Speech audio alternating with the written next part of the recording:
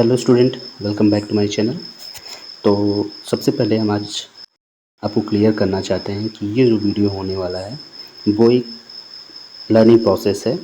सिर्फ इसमें आपको सीखना है कि अगर आप ग्रेजुएशन कर रहे हैं, कुछ भी आप स्टडी कर रहे हैं जिसमें आपको अगर स्कॉलरशिप का फॉर्म भर रहे होंगे, तो इस टाइम जो भी आ रहा है कि प्रॉब्लम आ रही है कि OTR को हम कैसे करें, ठीक है ना। तो आप नियरेस्ट साइबर से कनेक्ट करेंगे OTR को कैसे करना है। तो अगर आप घर बैठकर अपने मोबाइल से ही OTR करना चाहते हैं तो हम इस वीडियो में आपको अच्छे से प्रोसेस बाय प्रोसेस आपको समझाएंगे कि OTR आपको कैसे करना है। ये जो OTR है वो यूपी स्कॉलरशिप के लिए होगा, ठीक है। तो हम स्टार्ट करते हैं कि कैसे आपको OTR करना है। तो सबसे पहले हमको क्या करना है, OTR करने के लिए हमको क्रोम ब्राउज़र का यूज करना है, ठीक है ना। क्रोम ब्राउज़र को यूज करेंगे, जैसे आप क्रोम ब्राउज़र पे क्लिक करेंगे आपको कुछ ऐसा गूगल का इंटरफेस देखने को मिलेगा। ओके, तो फिर आप क्या करिएगा, गूगल के इंटरफेस में आप यूपी स्कॉलरशिप इंटर कर कर आप सर्च बार पर क्लिक करेंगे तो कुछ ऐसा इंटरफेस दिखेगा, ठीक है। अब देखिएगा बार बार इंटरफेस आपको आएगा, अलग अलग आपको समझना होगा, देखिएगा। फिर उसके बाद इस लिंक पे आपको क्लिक करना है। फर्स्ट जो लिंक है इस पर आपको क्लिक करना है। क्लिक करने के बाद कुछ ऐसा आपको देखने को मिलेगा, ठीक है। फिर उसके बाद नीचे स्क्रॉल करते हुए थोड़ा सा नीचे जाएंगे। नीचे जाने के बाद आपको ऐसा इंटरफेस दिखेगा जिसमें आपको लिखा रहेगा वन टाइम रजिस्ट्रेशन। आपको यही करना है, OTR करना है। OTR करने के लिए आपको नीचे जो दिया हुआ लिंक है इस पर आपको क्लिक करना है, ठीक है। तो आप जैसे इस पर क्लिक करेंगे आपको कुछ ऐसा दिया रहेगा, नोटिफिकेशन आएगा कि जो वन टाइम रजिस्ट्रेशन के लिए क्या टर्म कंडीशन है, क्या मैंडेटरी रिक्वायरमेंट है, ठीक है। तो उसके लिए आपको क्या करिएगा, नीचे स्क्रॉल करते हुए जाएंगे तो आपको स्टेप बाय रजिस्ट्रेशन के लिए दिया रहेगा, ठीक है ना। पहला काम क्या है, आपको मोबाइल को ऑथेंटिकेट करना है, दूसरा क्या है, आधार KYC करना है, OTR जनरेट करना है, ठीक है। तो आपको जो बॉक्स है, सर्च बॉक्स है, इस सर्च बॉक्स, ये जो क्लिक बॉक्स है इसमें आपको करिएगा, क्लिक करिए। आपको क्लिक करना है, क्लिक करने के बाद आपको प्रोसीड करना है, ठीक है। जब आप प्रोसीड करेंगे तो कुछ ऐसा इंटरफेस आपको देखने को मिलेगा, ठीक है। तो इस इंटरफेस में आपको जो वर्ग जाति का सिलेक्शन करना है। जब आप इस पर क्लिक करेंगे, इस पर क्लिक करने के बाद आपको ऐसे जातियों का समूह दिया रहेगा, जिसमें अगर आप अन्य पिछड़ा वर्ग से रहेंगे तो वहाँ पर अन्य पिछड़ा वर्ग को क्लिक करेंगे, अनुसूचित जाति से रहेंगे तो उसको क्लिक करेंगे, अनुसूचित जनजाति से रहेंगे तो उसको क्लिक करेंगे, अल्पसंख्यक वर्ग से रहेंगे तो यहाँ पे उसको क्लिक करेंगे, सामान्य वर्ग से रहेंगे तो इसको क्लिक करेंगे। जिस भी वर्ग से आप बिलोंग करेंगे उसको आप क्लिक करेंगे। क्लिक करने के बाद यहाँ पे क्या करिएगा, मोबाइल नंबर फीड करिएगा, फिर कैप्चा कोड आप फिल करेंगे, यही सेम कैप्चा कोड यहाँ पे फिल करना है। फिल करने के बाद आपको जनरेट OTP पे क्लिक करना है। जनरेट OTP पे अगर आप क्लिक करेंगे तो देन आफ्टर आपको ऐसा इंटरफेस आएगा कि जो OTP है वो सेंड कर जा चुकी है, कहाँ पे, आपके मोबाइल नंबर पे, ठीक है। तो आपने मोबाइल नंबर फिल किया है।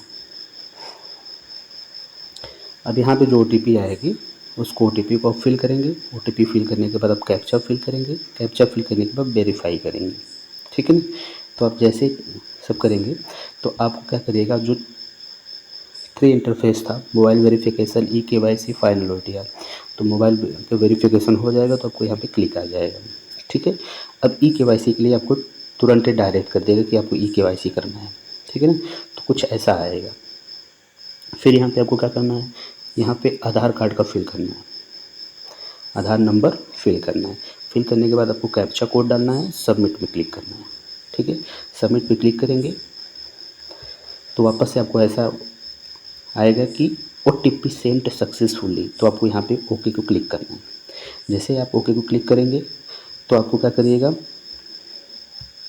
यहाँ पे OTP डालेंगे, OTP डालने के बाद फिर वापस से कैप्चा डालेंगे, कैप्चा डालने के बाद वेरीफाई OTP करेंगे, ठीक है ना। वेरीफाई OTP करेंगे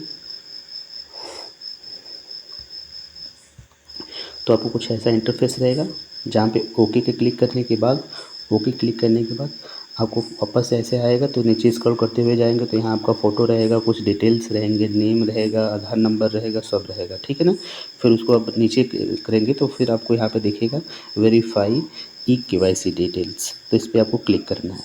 जैसे आप इस पर क्लिक करेंगे फिर आपको बताया जाएगा कि सेम पोजीशन पे बताया जाएगा कि ओटीपी भेज दिया गया है किस नंबर पे, इस नंबर पे आपके जो मोबाइल नंबर है उसका लास्ट का 4 डिजिट यहाँ मेंशन रहेगा, इस पे अब भेज दिया गया है। फिर उसके बाद जो ओटीपी भेजा गया है उसके आप यहाँ पे क्या करिएगा, ओटीपी यहाँ पे क्लिक करके ओटीपी को वेरीफाई करिएगा। जब ओटीपी वेरीफाई हो जाएगी आपकी, फिर उसके बाद यहाँ भी दिखाने लगेगा कि आपका मोबाइल वेरिफिकेशन हो गया है, ई केवाईसी हो गया है, ठीक है। अब जो लास्ट बचा है वो क्या है, फाइनल ओटीआर बचा है। ओटीआर करने के लिए अब लास्ट में क्या है, आपको पिता का नाम, माता का नाम, email ID, captcha code fill करना है। तो समझिएगा ये यहाँ डायरेक्ट ओटीआर दे रहा है। अगर आप फर्स्ट सेमेस्टर में एडमिशन लिए रहेंगे, फ्रेश फॉर्म भर रहे होंगे, तो आपको फाइनल ओटीआर में नहीं, तो फिर उसके बाद आपको डिजी लॉकर के लिए आपको यहाँ पे डायरेक्ट करेगा, वहाँ से आपको वापस से करेक्शन करके आना होगा, ठीक है ना। करेक्शन इन द सेंस वहाँ पे लॉगिन करेंगे तब जाके फिर वापस ये भेजेगा यहाँ पे, फिर आप पिता का नाम, माता का नाम, ईमेल आईडी, कैप्चा डाल के सबमिट करेंगे, ठीक है ना। जैसे आप सबमिट पे क्लिक करेंगे, ठीक है, तो आपका जो नेक्स्ट इंटरफेस आएगा, कुछ ओटीआर नंबर जनरेट करके लिखा रहेगा, बोलेगा सक्सेसफुली ओटीआर रहेगा। ओटीआर में आपको क्या लिखा रहेगा, ऐसा बॉक्स रहेगा, ठीक है ना, उसमें यूपी और कुछ नंबर्स लिखे रहेंगे, उसको आप फ्यूचर के लिए सेव कर लीजिएगा। जब भी आप रेन्यूअल के लिए फॉर्म भरेंगे तो उसमें ओटीआर का ऑप्शन दिया हुआ है, ठीक है ना, तो वहाँ पे इस ओटीआर का नंबर आप फिल करेंगे, इसके लिए फिर आप उसको आगे प्रोसीड करेगा, ठीक है। अगर स्कॉलरशिप का फॉर्म कैसे भरना है, फिर इसके बाद इसको हम वीडियो क्लियर कर देंगे, तो आप घर बैठे आसानी से कर सकते हैं, ठीक है। Thank you.